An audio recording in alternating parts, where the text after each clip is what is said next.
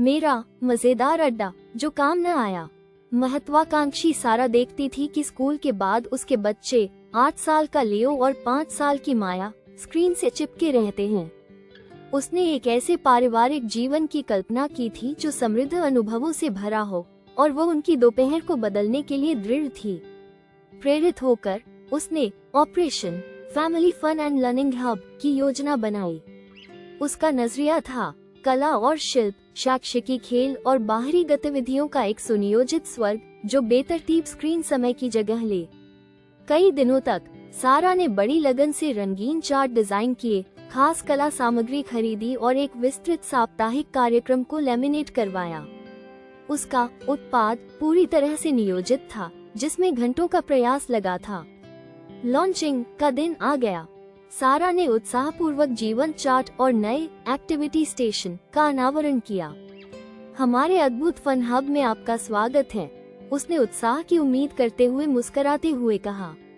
लियो ने कठोर कार्यक्रम पर एक नजर डाली और कराहते हुए बोला, क्या हमें पहले साइंस ही करनी होगी? माया ने पहले से चुनी हुई क्राफ्ट किट उठाई। उसकी रुचि शुरू होने से पहले ही कम होती दिख रही थी। दूसरे दिन हब की गतिविधियां जबरदस्ती लगने लगी। लियो ने आर्ट प्रोजेक्ट की शिकायत की, उसे अपने लेगो चाहिए थे। माया बस भटक गई, स्पष्ट रूप से ऊब चुकी थी। सारा की भव्य योजना बिखर रही थी।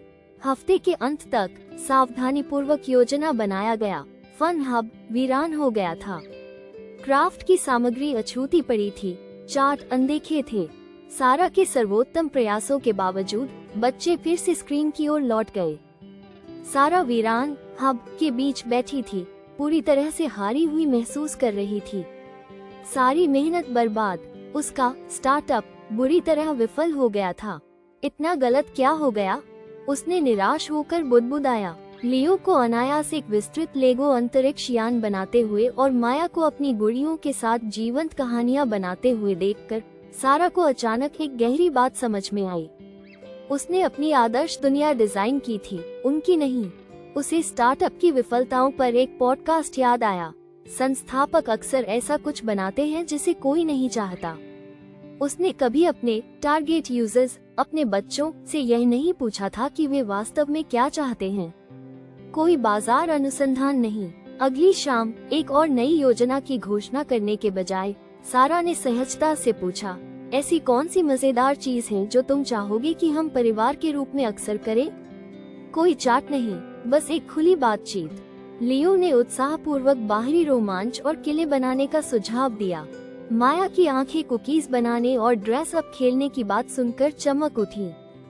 सारा ने ध्यान से सुना, बहुमूल्य यूजर फीडबैक इकट्ठा करते हुए। साथ मिलकर उन्होंने एक लचीले फैमिली एडवेंचर जार का फैसला किया। सबने बड़े या छोटे विचार लिखे और वे हर सप्ताहांत एक चुनते। सरल, कम दबाव वाला और सहयोगात्मक। पहले सप्ताहांत उन्होंने जार से पैनकेक आर्ट चुना। मूर्खतापूर्ण आकार बनाते हुए रसोई हंसी से भर गई। बाद में एक सहज पिछवाड़े का अभियान शुरू हुआ जो खुशी से भरा था। एडवेंचर जार पूरी तरह से संरचित नहीं था, लेकिन ये प्रामाणिक रूप से उनका था। सारा ने वास्तविक जुड़ाव और संबंध देखा। उसके लिए कम तनाव, सबके लिए ज्यादा मजा।